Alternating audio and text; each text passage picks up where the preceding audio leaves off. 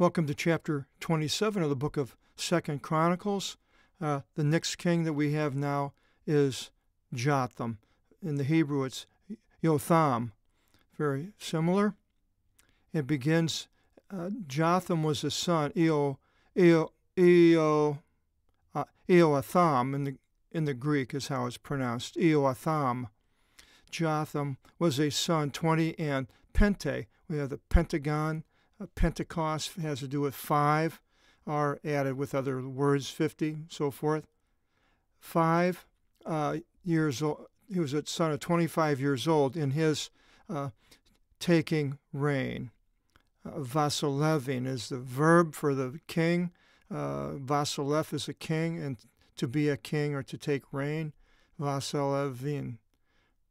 And 16 years he, Vasilev's son, in Jerusalem. Now, during his period of time, 16 years, we have 3 prophets that prophesied during this period of time that mention Jotham. And one is in Isaiah.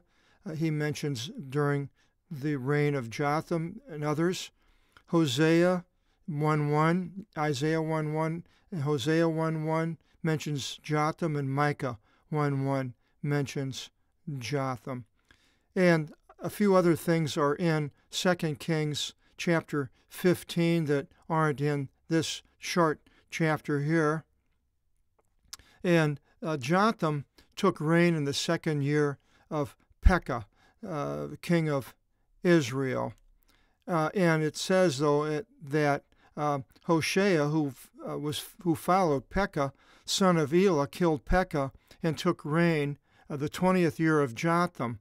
And but Jotham only reigned for 16 years as far as Chronicles. So either that means he took reign during Jotham's when he was 20 years old, rather than when he reigned. I don't know, but there is that discrepancy there, if you want to call it a discrepancy.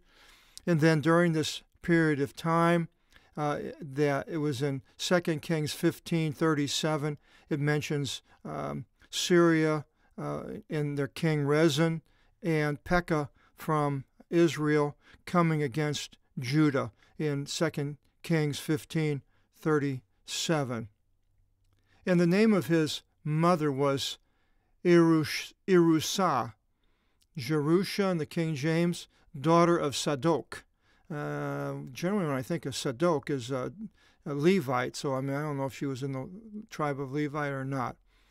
And he did the upright thing before the Lord. Number 4160 is the most used verb in the Greek language, to do, make, whatever it surrounds, and whatever, if it was like an instrument, to do an instrument, you'd put play an instrument. Or if it was around, like he did war, he made war, something like that. So it's, whenever you see 4160, PAO, we get a word poet from that, is the derivative poet from the PAO, a doer, a maker. And he did the upright thing before the Lord, according to all which Uzziah his father did. Of course, Uzziah at the end went into, except only into the temple of the Lord he did not enter. That is, Jotham did not enter in the temple like Uzziah his father did, who ended up with leprosy when he tried to burn incense, which was in the last chapter. And yet the people corrupted themselves. So here we have a righteous king, but the people corrupting themselves. Basically, idolatry is what it's talking about, which his father brought in from the land of Seir, Edom, and so the people are corrupting themselves, even though it's a righteous leader. Other places we have unrighteous leader who corrupt the people. So either way, it's a corruption of the nation, and when the people corrupted, now themselves I put in there, and yet the people corrupted. So I put the themselves because I didn't know, just leave it like that, and yet the people corrupted. They corrupted what? It could be something else because it doesn't really say. I added that in there. But the corruption the people do, I see, like I mentioned in the last chapter or so, the corruption of the United States going after all types of things. You go on the internet, and it's all violence and sex, and you go to the movies, violence and sex, TV. I don't even have a TV. Violence, sex, I don't go to the movies, but I do have the internet, and I see these things. And I can see where the people are corrupting themselves because for whatever reason they're getting pleasure out of these things. Whether it's a sexual pleasure by watching pornography, or whether it is a pleasure of basically men. I don't know what women do, so I'm just talking about men. But men are watching a lot of violent movies. And last night I ended up I watch YouTube, and that brings up suggested things. And one of them was this, like the Clint Eastwood thing with the Macho Man able to do all these super things back in the cowboy days.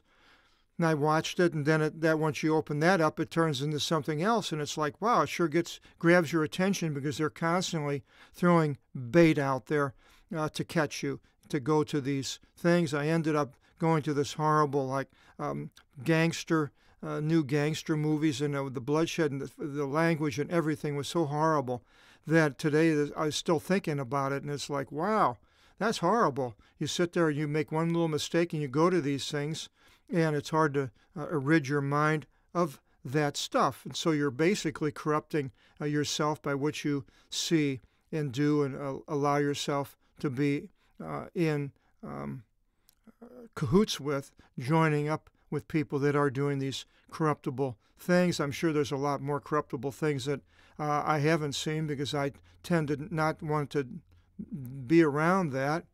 But other people, seems like they just really enjoy it. And it continues, and he built the gate of the house of the Lord, the high one. Now, the house of the Lord, so I'm not sure the high one would probably be the front, the gate of the house of the Lord. And we've had pictures of the house in the last couple of chapters. You can go back and take a look at it. And in the wall of Ophel he built much. And this Ophel was an area that was next to the wall of Jerusalem. And so he built a lot of things there in that area of the city. And he built cities in the mountains of Judah. And in the forests, he built palaces and towers. So if anything you would say about Jotham, you would say the one theme that was throughout, it was the builder. He built a lot of different things, and some people enjoy building. I do. I have fixed up this house that I'm in the Apostolic Bible centered in, and bought it for a steal 25 years ago right on the ocean, and I've just put a lot of work in it, and I enjoy doing that. I enjoy working on houses, and I did all the drywall, some of the plumbing, just the laying of pavers and all sorts of things, and I just sent out an email. Well, you can see the front of the house, and it's really nice now, and compared to what it looked like before. It was a shack, a beach shack built in 1913. So it's over 100 years old. So the men building, they like to build. We're sort of like the ants who always are going out and working.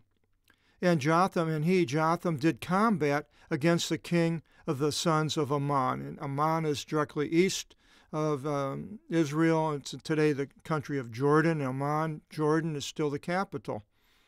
And he prevailed against him, that is him being Ammon, the king of the sons of Ammon. And the sons of Ammon gave to him each year 100 talents of silver. And I extrapolated that. That's 10,000 pounds of silver, 100 pounds to a talent. And that would be 160,000 ounces at, I think, $16 or so. The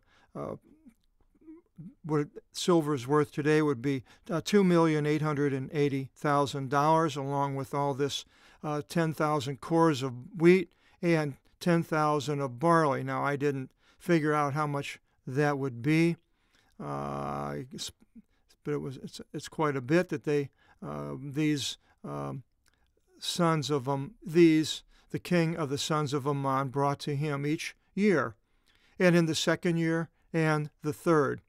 So continuously until I suppose they revolted against Judah. But that doesn't happen here in this chapter. So they're just letting us know that Jotham was receiving this wealth. And Jotham grew strong, for he prepared his ways before the Lord his God. His ways. The early church was called the othos, the way. His ways is plural in the object. He prepared his ways. And so this is to extrapolate on that to the New Testament, it's preparing our way before the Lord Jesus, and to do the things and stay on the way, and to stay on it until we finally reach the end, at the door at the end that leads us to eternal, aeonial, everlasting life, and not to get off on the byways that lead to a dead end or to a cliff that we fall off of into Hades. So he prepared his ways as we should be preparing our ways. And there's so many things that we can glean out of the Old Testament, lessons to be learned for the people of the New Covenant. And the rest of the logi, the words of Jotham, and the polemos, war, and his praxis, we have a practice, comes from that word as actions. Behold, they are written upon the Vivliu scroll of the Basileon, the kings of Judah and Israel. Probably is talking about 2 Kings 15. Jotham was a son, 20 and 5 years old, in his Vasilevine, and 16 years he reigned in Jerusalem. And Jotham slept with his fathers, Pateron, and paternal is a derivative, and they entombed him in the Poli David. And Ahaz his son reigned instead of him. He died a young man. It doesn't say violently or at war, so we assume that he had either accident or a health problem, that he died fairly young. It was 25 and then 16, 42 years old. And if I get that wrong, then you can see the amount of education I have in mathematics. So the short chapter on Jotham and a good king, and we go next into his son Ahaz in chapter 28. Interesting things with Ahaz. He's in this one chapter, and hope you'll join us in chapter 28 with Ahaz. And God bless.